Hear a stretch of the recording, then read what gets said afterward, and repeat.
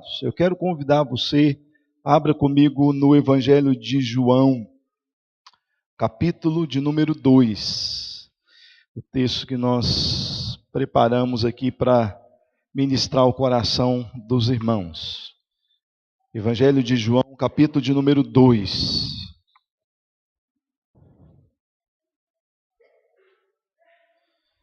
Você vai acompanhar comigo do versículo 1 até o 12, diz: 3 dias depois houve um casamento em Caná da Galileia. Achando-se ali a mãe de Jesus, Jesus também foi convidado com os seus discípulos para o casamento.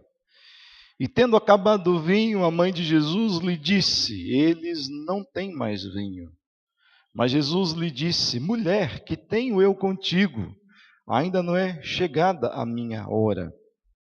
Então ela falou aos serventes: fazei tudo o que ele vos disser. Estavam ali 6 talhas de pedra que os judeus usavam para as purificações, e cada uma levava 2 ou 3 metretas. Jesus lhes disse: enchei de água as talhas, e eles as encheram totalmente. Então lhes determinou: tirai agora e levai ao mestre-sala. Eles o fizeram. E tendo o mestre-sala provado a água transformada em vinho, não sabendo de onde viera, se bem que o sabiam os serventes que haviam tirado a água, chamou o noivo e lhe disse: todos costumam pôr primeiro o bom vinho, e quando já beberam fartamente, servem o inferior.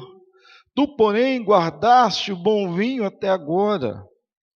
E com este deu Jesus princípio a seus sinais em Caná da Galileia.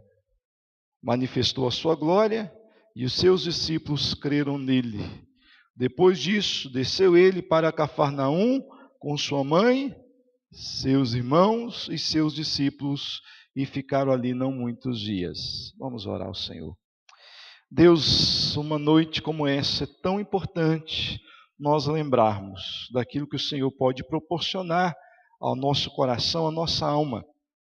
Ó Deus, eu clamo a Ti, que não seja a minha pessoa, Pai, que fale aqui nesta noite, mas que seja o Teu Espírito que inunde o nosso coração com palavra de vida, palavra, Deus, de conversão, de redirecionamento, palavra de consagração, palavra, Deus, que nos leva a uma intimidade ainda maior na Tua presença.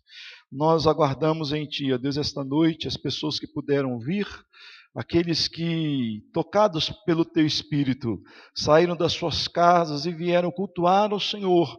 Nós queremos dedicar, ó Deus, esta mensagem, esta palavra que vai ser ministrada ao Senhor, para que Tu venhas por meio dela, ó Deus, conduzir corações que vieram aqui para Te servir com interesse de coração. Nós confiamos no Senhor e, ó Deus, aguardamos em Ti, que a Tua graça nos assista aqui, em nome de Jesus. Amém e amém. Você já deve ter ouvido, provavelmente, aquela expressão: a primeira impressão, de fato, é a que fica. Você que encontrou pela primeira vez um namorado ou uma namorada, aquele primeiro encontro, certamente algo chamou a sua atenção. E você enamorou, quem sabe, a beleza, quem sabe os olhos, quem sabe a maneira de falar, a maneira de se vestir, e aquilo ali impactou o seu coração. O primeiro trabalho que nós adquirimos, quando nós vamos fazer uma primeira entrevista, quando nós conquistamos aquele trabalho, é porque o patrão olhou para nós e viu qualidades. E a primeira impressão, de fato, é que fica em vários contextos da nossa história. E nós observamos aqui nesse texto, queridos irmãos, o versículo 11, que com este sinal em Caná da Galileia, a transformação da água em vinho, Jesus, ele deu o início, o pontapé inicial da sua caminhada ministerial. E aí nós pensamos, num casamento, Jesus ele faz um sinal maravilhoso, miraculoso, e ele trouxe, na verdade, uma solução para um problema e essa solução foi a transformação de água em vinho.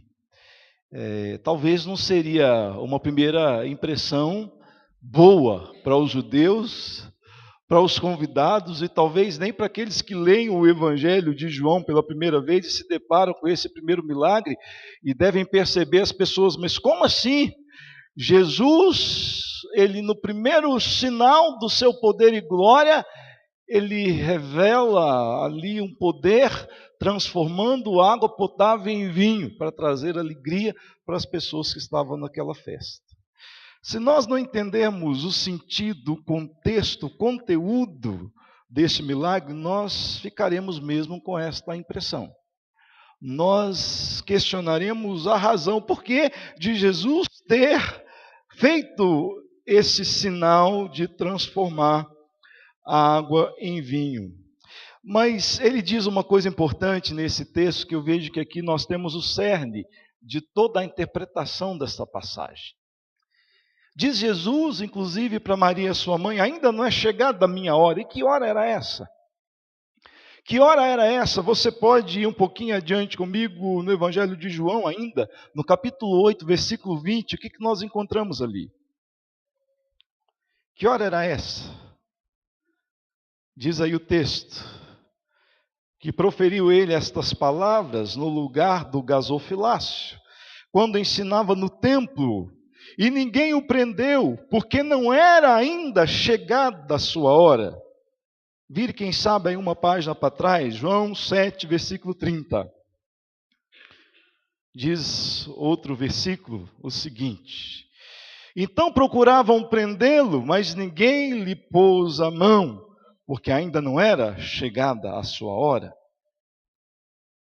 Vamos compreender mais que hora que é essa, indo um pouquinho mais adiante, no capítulo 12 agora. Capítulo 12, versículo 23.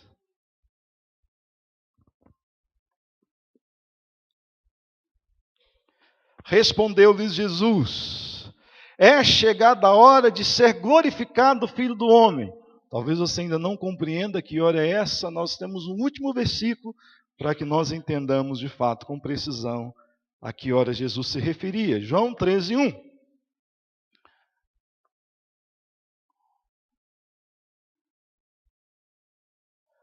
Ora, antes da festa da Páscoa, sabendo Jesus que era chegada a sua hora de passar desse mundo para o Pai, tendo amado os seus que estavam no mundo, amou-os até ao fim.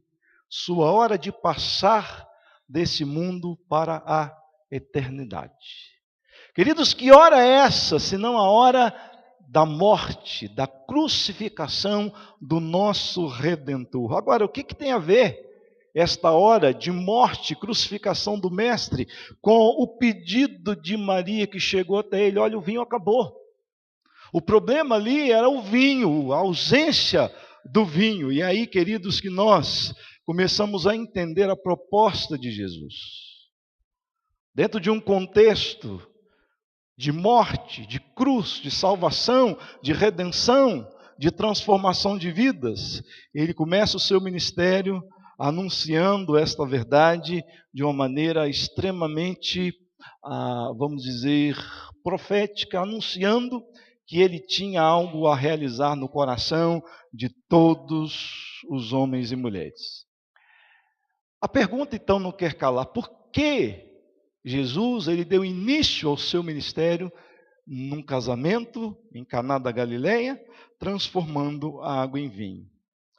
Em primeira instância, eu quero pensar com você que Jesus ele fez isso porque Jesus, ele é o único que pode, na verdade, trazer de volta a minha e a sua alegria. Quando nós atentamos para o primeiro sinal de Moisés, quando ele foi conduzido por Deus para libertar os judeus do Egito, o primeiro sinal, com seu cajado, ele tocou no rio Nilo e as águas do Nilo se transformaram em sangue. Aí uma grande alusão ao sinal do sangue ali no rio, com a água sendo transformada em vinho, porque na verdade o vinho aponta também para o sangue é a morte de Jesus. E o sangue ali do Nilo, na verdade, matou todos os animais que estavam naquele rio, e aponta então para a morte. E aí eu penso com você, acabou o vinho, acabou também a alegria. Um casamento nos tempos bíblicos, na verdade eles duravam não apenas um dia, como uma festa aqui no Ocidente, eram às vezes semanas. Então ali tinha que ter o dono da festa, o noivo com os familiares, condição de receber bem todos os convidados em todo aquele período. E se acabasse de fato o vinho, acabou não só a festa, mas acabou também a honra dos noivos. Agora eu quero fazer uma pergunta para você. Que coisa acaba com a sua alegria? O que tira a sua tranquilidade? Quem sabe pode ser o seu salário, quem sabe pode ser a sua família, quem sabe pode ser o seu dia, quem sabe pode ser os seus amigos, quem sabe pode ser ali a sua aparência. E aí eu pergunto para você também, o que faz você perder a sua alegria? Quem sabe pode ser as más notícias, quem sabe um evento que passou na sua mente, que traz intranquilidade no seu coração, as agruras da vida, as circunstâncias ruins, traumáticas. Eu quero concluir com você que Jesus, ele é o principal da festa. É Jesus quem estava ali para trazer de volta, restaurar a alegria do coração do noivo e dos seus convidados, e também da noiva e os seus convidados. E ele, somente ele pode, querida irmã, restaurar a minha e a sua alegria. E é importante que Maria, sabendo disso, ela não vai até o anfitrião, ela não vai até o noivo, ela não vai até os serviçais, mas ela vai direto na fonte, em Jesus. Jesus acabou o vinho. Então, quando nós fazemos da mesma forma, assim como Maria, acabou a minha alegria, eu vou até Jesus. Quando eu reconheço que os recursos desta terra, que tudo aquilo que o Senhor, na sua graça, por meio da sua misericórdia, proporcionou a mim, na verdade não é suficiente, inclusive para eu viver de tal forma, confiar nesses recursos, a graça que Ele entrega em minhas mãos, inclusive o meu trabalho, a minha saúde, vamos dizer, a minha paz, isso não é suficiente para conservar a minha alegria. E quando eu abro mão de tudo isso, olhando primariamente para o Senhor, que é o Senhor de todas as bênçãos, queridos, a minha alegria, ela é restaurada. Então não é diferente, não poderia ser diferente. Teria que ser nas bodas de Caná que Jesus iria confirmar o seu reinado, o seu governo, a sua divindade, por que não dizer a sua palavra de vida e salvação para os mais vis pecadores. Mas em segundo lugar, eu percebo também, queridos, que teria que acontecer ali num casamento, nas bodas de Caná, o primeiro sinal, porque Jesus é o único que pode destruir toda a raiz de tristeza que há no meu e no seu coração. Um detalhe importante que nós precisamos observar dentro desse texto é como que Jesus, ele restaurou a alegria daquela festa. Ali haviam 6 talhas. 6 talhas, cada uma poderia comportar mais ou menos 100 litros de água. Então são 600 litros de água sendo transformadas em vinho. E na verdade essas talhas eram tidas como talhas para purificação. E os judeus, eles eram muito higiênicos, por sinal, eles eram muito delicados essa questão de você lavar muito bem as suas mãos, o seu corpo. Então sempre antes de alimentar eles se banhavam, depois de se alimentar eles se banhavam também. Antes de uma cerimônia de purificação, eles punham água no corpo e depois também se banhavam. E Jesus, ele olha para aquilo ali, seria um grande sinal para ele revelar ao coração daqueles que estavam naquela festa qual seria a sua proposta, a sua vinda na terra. Queridos, há um câncer na nossa alma que precisa ser curado. A verdade, a grande problemática minha e sua, quando nós não temos experimentado esta alegria que nós tanto almejamos e tanto buscamos o Senhor, é porque nós somos homens e mulheres transgressores.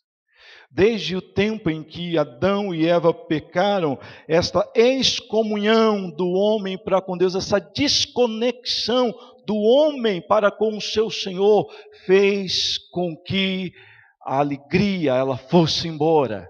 E o homem assim valorizasse muito mais coisas que desagradam os olhos do Senhor. Então é importante que o Senhor ele faça uma cura que vem de dentro para fora. E esta alegria, eu vou dizer para você, nada mais é do que a reconciliação que eu e você precisamos confirmar em Deus, como sendo homens e mulheres perdoados. Porque a raiz de todo tédio, a raiz de toda angústia, a raiz de toda agrura se chama mesmo pecado. E esta alegria ela precisa ser restaurada pela purificação. Você pode hoje ter muitas fontes de paz e de alegria. Você pode ouvir uma boa música e se sentir muito satisfeito. Você pode assistir um bom filme e ficar muito alegre. Você pode experimentar de um hobby que para você é importante e você viver ali um dia tranquilo. Mas tudo isso, queridos, é uma essência de felicidade, mas não plenitude. Tudo isso é uma proposta de tranquilidade que, na verdade, passa. Esta alegria é passageira. A alegria verdadeira só o Senhor pode dar. E a festa ali que estava agora para se acabar, toda a alegria, inclusive os convidados estavam para ir embora, porque é diferente aqui do nosso país. Quando acaba o churrasco no Brasil, o pessoal vai embora. Não, no Oriente, enquanto tem vinho, a gente fica. Perdeu-se a alegria, mas o Senhor estava ali para restaurar. Quando a água foi transformada em vinho, a alegria, ela retornou. E a nossa alegria também, queridos, ela é restaurada quando o sangue de Jesus, esta marca perdoadora, ela vem por sobre a nossa vida e ela assim transforma a nossa história.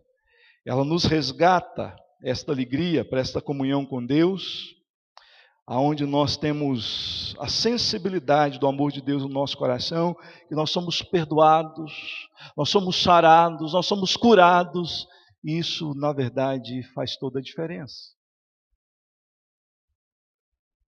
Mas ainda em terceiro lugar, eu quero pensar com você que Jesus tinha que fazer esse milagre nas bodas de Caná da Galileia, transformando água em vinho, porque ele também prometeu que esta alegria ela um dia será perfeita e será também um dia completa.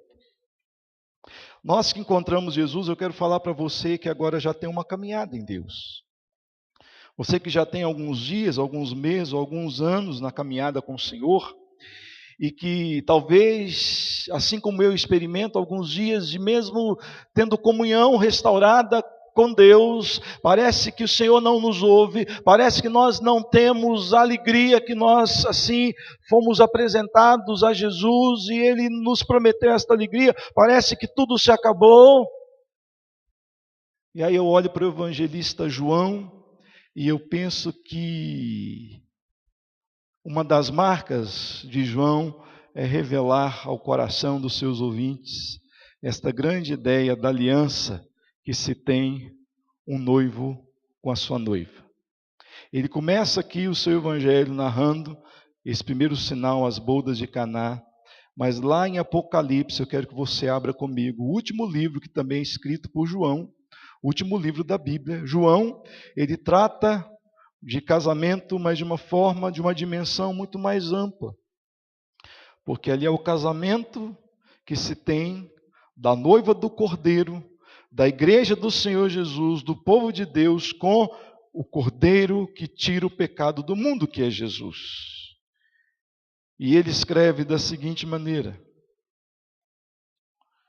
vi novo céu e nova terra, versículo 1.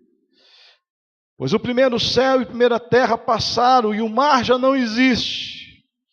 Vi também a cidade santa, a nova Jerusalém, que descia do céu da parte de Deus, ataviada como noiva, adornada para o seu esposo. Então ouvi grande voz vinda do trono, dizendo: eis o tabernáculo de Deus com os homens, Deus habitará com eles, eles serão povos de Deus, e Deus mesmo estará com eles.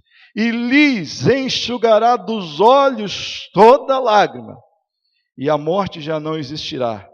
Já não haverá luto, nem pranto, nem dor, porque as primeiras coisas elas já passaram.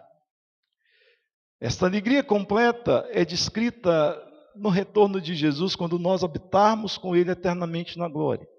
Eu quero pensar com você que o casamento, a aliança que nós temos hoje com Jesus, é comparado a uma espécie de noivado. É como se no Oriente o noivado acontecia também da seguinte maneira: ia lá o noivo, pedia a mão da sua donzela ao seu senhor, o seu sogro, ele dava lá o seu dote e combinava ali o tempo para os dois se relacionarem. Cerca de um ano, eles ficariam desposados, apenas conversando, dando a mão para o outro, aquele namoro bem puritano, não é? E assim depois deste um ano, teria então os dois a intimidade que eles tanto desejavam. Hoje nós temos, queridos, esta mesma ideia na nossa caminhada com Jesus. Você veio à igreja, você encontrou com esta verdade de Jesus, reparadora, transformadora, que traz a você felicidade.